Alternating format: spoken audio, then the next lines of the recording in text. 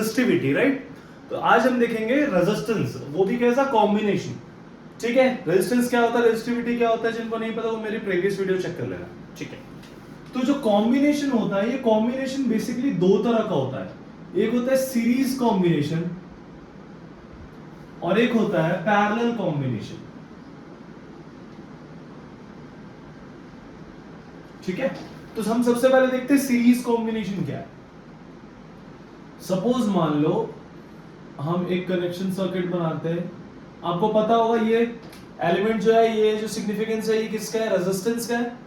हम रेजिस्टेंस को ऐसे डिनोट करते हैं, जिनको नहीं पता वो मेरी प्रीवियस वीडियो चेक कर लेना, एलिमेंट्स का सेपरेटली डला हुआ है वो, ठीक है।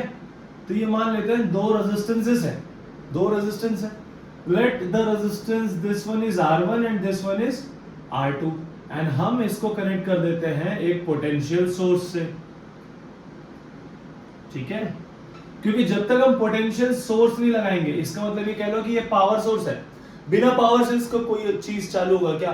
आपके घर में आपने एसी लाके प्लग में ऑन कर दिया, जब तक आप सप्लाई नहीं देंगे तो क्या, जब तक पोटेंशियल नहीं आएगा घर पे, तो क्या आपका एसी शुरू होगा, नहीं होगा, राइट। दैट मीन्स व्हाट, कि किसी भी चीज को अप्लाई होने के लिए, चलने के लिए क्या चाहिए हमको, एक पावर सप्लाई चाहिए। Here the power supply is this, तो इसमें से ऐसे करंट फ्लो होगा। अब एक चीज आप याद रखना, सीरीज कॉम्बिनेशन में करंट सेम होता है और वोल्टेज डिवाइड होता है, याद रहेगा। इसमें I जो है वो सेम होगा एंड जो V होगा वो डिवाइड होगा। जस्ट अपोजिट पैरेलल में I जो है वो डिवाइड होगा एंड जो V है वो सेम रहेगा, ठीक है। दोनों में से कोई भी एक याद रखो, दूसरा जो होगा वो वाइस वर्सा होगा, ठीक है। चलो अब हम रेजिस्टेंस का करते हैं कॉम्बिनेशन। आपने पढ़ा है Ohm's law, V is equals to RI, V is equals to RI। तो हमने अभी कहा कि करंट जो है वो सीरीज में सेम रहेगा, तो कौन डिवाइड होगा, एग्जैक्टली वोल्टेज सोर्स डिवाइड होगा। तो हम ये मानते हैं कि ये जो रेजिस्टेंस 1 है, इसमें जो वोल्टेज जा रहा होगा वो V1 है, वोल्टेज ड्रॉप या पोटेंशियल ड्रॉप, एंड R2 का जो पोटेंशियल ड्रॉप होगा वो V2 है। According to us Ohm's law will be equals to V is equals to RI। तो V1 would be equals to क्या हो जाएगा, R1I, and V2 is equals to R2I, ठीक है।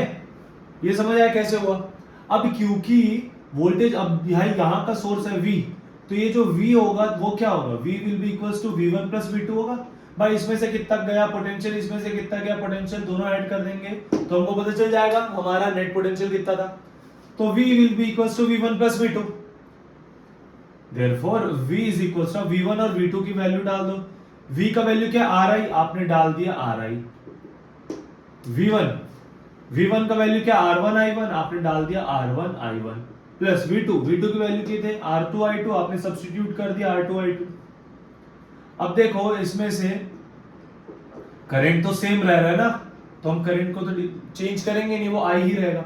अब देखो इस यहां भी I है, यहां भी I है, यहां भी I है, क्या मैं I कॉमन आउट निकाल सकता हूं, तो यहां क्या हो जाएगा, R1 प्लस ऑफ R2 हो जाएगा, right. Now this I and this I ये निकल लिया, तो बचा क्या, अब हमारे पास बचा R is equals to R1 plus R2, right. तो ये है सीरीज कॉम्बिनेशन का इक्विवेलेंट रेजिस्टेंस निकालने का फंडा। तो आपने डायरेक्टली ये फॉर्मूला यूज करोगे, आप ये सब नहीं करना आपने, ठीक है। ये मैंने क्यों बताई, क्योंकि ना दिमाग में एक चीज याद रखना, फिजिक्स पढ़ने के लिए हमको रटने की जरूरत नहीं है।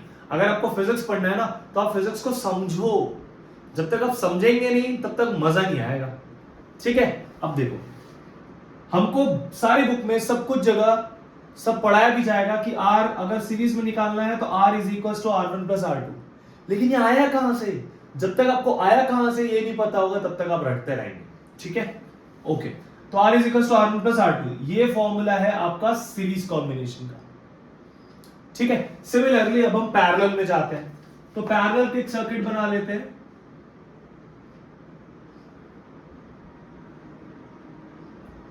ये है हमारा एक रेजिस्टेंस, ये है हमारा एक रेजिस्टेंस एंड ये है हमारा एक रेजिस्टेंस।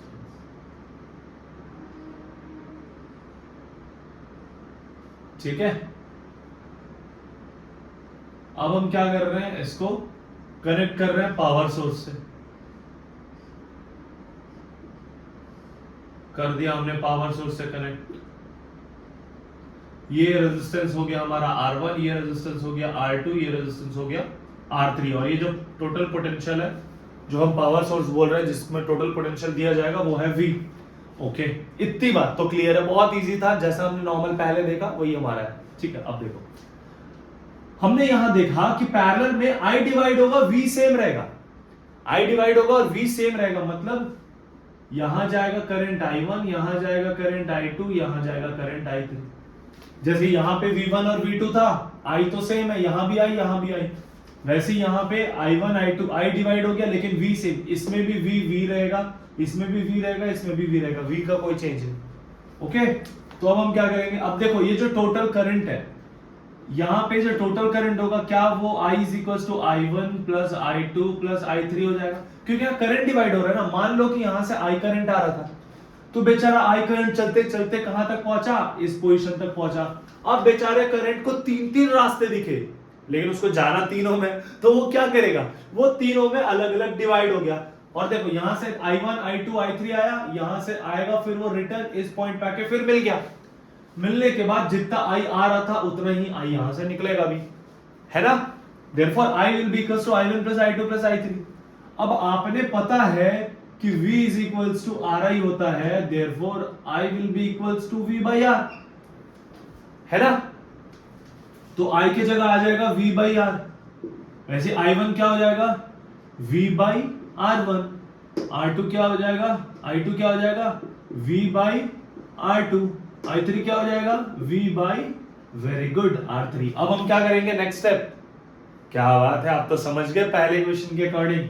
तो देखो यहां भी राइट हैंड साइड में सबके न्यूमरेटर में V है, तो हम V कॉमन निकाल लेते हैं। So V by R is equals to, आपने V बाहर निकाला तो बचा क्या अंदर, 1 by R1 plus 1 by R2 plus 1 upon R3, right. अब देखो यहां ये V और ये V चला गया, तो बचा क्या, 1 upon R is equals to 1 upon R1 plus 1 upon R2 plus 1 upon R3।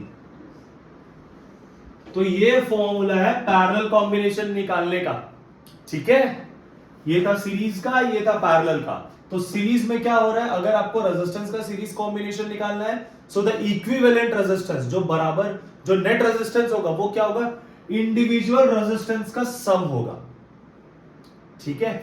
और अगर पैरेलल कॉम्बिनेशन निकालना है तो वो क्या होगा, इंडिविजुअल रेजिस्टेंस का रेसिप्रोकल का सम होगा। रेसिप्रोकल मतलब इनवर्स, अगर x है, x का रेसिप्रोकल क्या हो जाएगा, 1/x, राइट। तो this is series and parallel combination, ये बहुत इंपॉर्टेंट है और इसके ऊपर से न्यूमेरिकल्स आते हैं। हम एक के बाद एक स्टेप्स आगे बढ़ते जाएंगे एंड हम अपने लेवल को भी अपग्रेड करते जाएंगे, ठीक है। ये समझ आ गया, चलो मिलते हैं नेक्स्ट क्लास में।